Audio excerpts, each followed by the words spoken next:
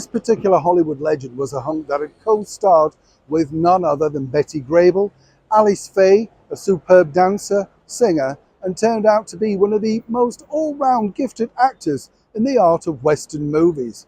We're talking about a man who could have been James Bond. That's right, all the way back in the middle 50s. As ever, let me explain. Hi, good morning. Neil Sean here. Nice to see you. And as ever, thank you so much for joining me. Mickey Rooney, as ever, shared many stories with me over many different interviews, alongside the likes of Tony Curtis, John Standing. There's so many actors and actresses that I've been lucky enough to interview. And when you go back through their vaults and listen to their stories, they are pretty amazing, because you realize they're talking about the golden period of Hollywood. There's no two ways about it. Now, one of the biggest franchises ever coming out of Hollywood, Hollywoodland movies, whatever you want to call it, is of course 007 James Bond. To everybody else, really, it is Sir Sean Connery that became the ultimate James Bond, starring firstly in 1962 in Dr. No. He picked up £5,000 for that particular shoot. It very muchly went up after that, following that huge success. And of course, as I've told you many times, a good friend of mine, Sir Roger Moore, took on the mantle to even greater success. But way back in 1955, a man who'd already enjoyed a stellar career for over 20 years, the actor John Payne, was the man looking in the frame to become the very first movie James Bond.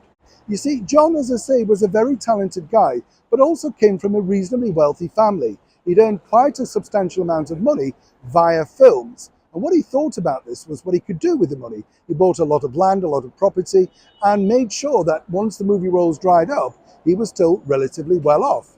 What's interesting here, though, is in 1955, he decided to option for a few £1,000s a year the rights to the James Bond novel Moonraker, which was finally filmed in the late 70s with Sir Roger Moore over here at Pinewood Studios in London. But way back when, nobody really knew just how successful James Bond was going to be. Now, this went on for quite a few years, and John was very keen to adapt it, even coming over to London for meetings with Ian Fleming. That's right. But what happened was this: after a few years, he couldn't get the options on all the other stories. He saw the value of turning this into a wonderful series. We're talking things like Thunderball, From Russia with Love, Goldfinger. You get the picture. And John's foresight was very clever indeed. Once he realized that he couldn't actually get hold of said, full list of movies, well, then he relinquished his hold on Moonraker for a substantial amount, once again making more money into the bargain. John Payne, of course, shone on the big screen in movies like 99 River Street, amongst others.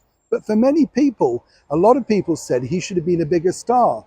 The problem was 20th Century Fox and Darryl F. Zanuck felt that he was much more, shall we say, a second-rate Tyrone Power, so they never fully promoted him. It's interesting to note, though, as one source pointed out to me, the trouble with John Payne was simply this: not only was he dashingly handsome, a good actor, and starred in many great films, but he was also a very clever businessman. And that's one thing they don't like in Hollywood.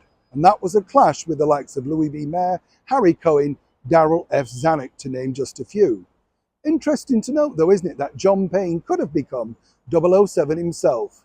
Now, would that have been a different take? And would you have liked to have seen John Payne on the big screen? Shaken and stirred. Neil Sean in the very heart of London.